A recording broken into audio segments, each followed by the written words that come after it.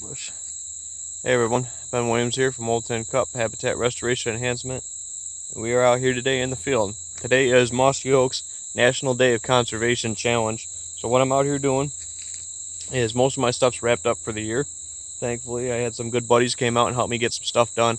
So right now I'm just out checking on some food plots before this season starts.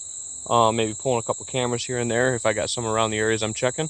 And we're going to kind of learn and do what we got to do. So I'm standing in one of our no-till food plots. As you can see, look at this. Right down, thatched all up. How about that, guys? Comes right up through it.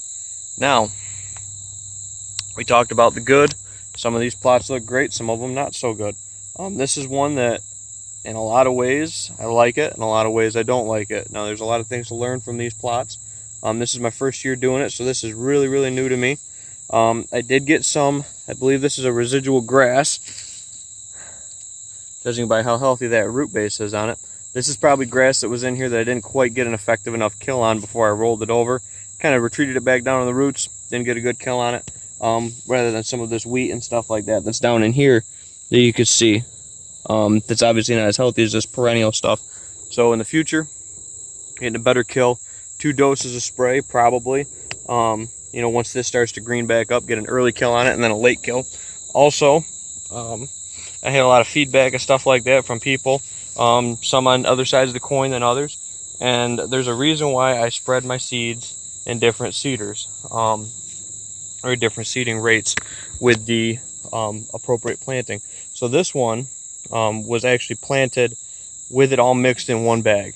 And there's a lot of, like I said, there's a lot of stuff in here that is coming back residual from not getting quite a good enough kill on the existing grass.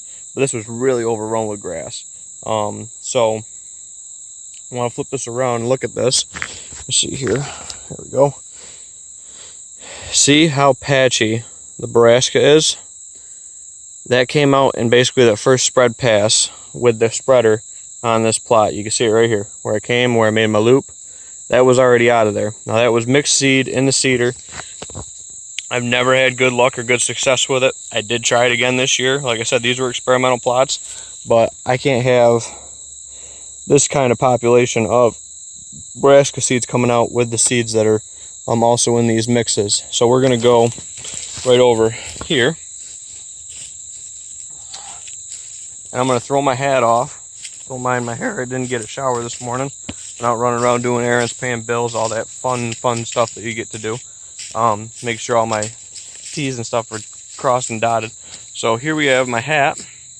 I'm going to throw this out here. Now this one was planted with the bigger seeds going in first, the grains and the greens, the grains and the beans and the peas went out together in a batch, and then I went through with the purple top turnip. There was radish in this mix.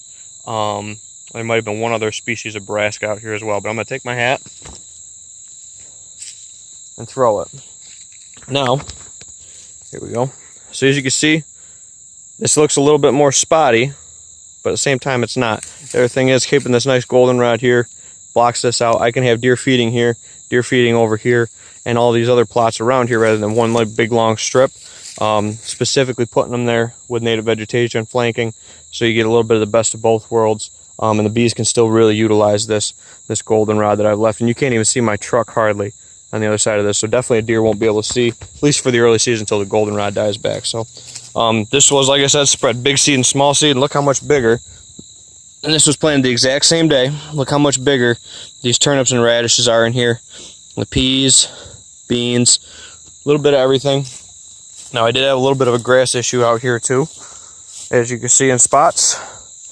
Didn't quite get good enough stuff, but again, we're probably going to go more to a rye, much like Jeff Sturgis does, rather than wheat notes. But you can see this radish has been nipped off. Looks like some oats or wheat there, mixed in with some other grasses that are coming up naturally. Some residual clovers that were in this blend, the beans that are doing really well. But look how much bigger these radishes and turnips are. Now, hopefully these will keep growing for another couple weeks here. We will see. But as well as that, you know, not stirring this up, not getting that big weed base. Doesn't look like much, but tell you what, it's going to have some tonnage out here for sure. So, anyway. So that's what we got, guys, out here. Mossy Oaks National Day of Conservation. We're out here just checking on some food plots, making sure everything's all tuned up. Stands have been checked and trimmed already. So we're all good on that side of stuff. So, yeah, I'm liking these no-till plots. It's obviously not as straight flush and green, but judging by the cameras and the amount of pictures that are on them, I don't see any difference in the amount of usage. Conventional tillage versus a plot. A drill would be obviously more advantageous or applicable, but having the budget point for that, I think this is a much more user-friendly method for planting. But again, it does have its upsides and its downsides. Timing was one of them, and again, seed selection too as well. I know the winter wheat was really good. I got a good germination rate on it. It's out here, but they pounded it early, and then some of these grasses kind of took over that were out here that didn't quite die back because they have a very big rhizobial base to them, big root structure system to them. So anyway, guys, and the other thing too I've noticed with this is you can get away with some of your peas in these plantings and beans not getting eaten off right away, or at least it seems like they're more hidden. There's more of a selection out here. It's not like they just come in and mow this down like a monoculture of clover or a monoculture of turnips. This has a little bit of everything in it for them. So I think that variety is really what they look for, and they can keep moving and go. Same thing with all these plots are basically planted with the same blend. So I don't have deer concentrating everything on one food source. I can have family groups in this food plot, one's farther down on that food plot, other food plots around the property, different family groups, and they're not stressing each other out. Holding more deer on the ground with less acres of food plots because of the uniform distribution of the plots with the family groups kind of in mind, and they'll slot in themselves where they'll tolerate each other, where they won't, especially for evening feedings. I think we've all seen it sometime or another where a mature doe will get out on a field and it seems like it's her field or her field corner or whatever it might be, and she doesn't put up with any other deer. So these are also a lot more seclusional. So the deer are coming on and off these, then going to bigger food plots in the evening or ag fields that might still be standing.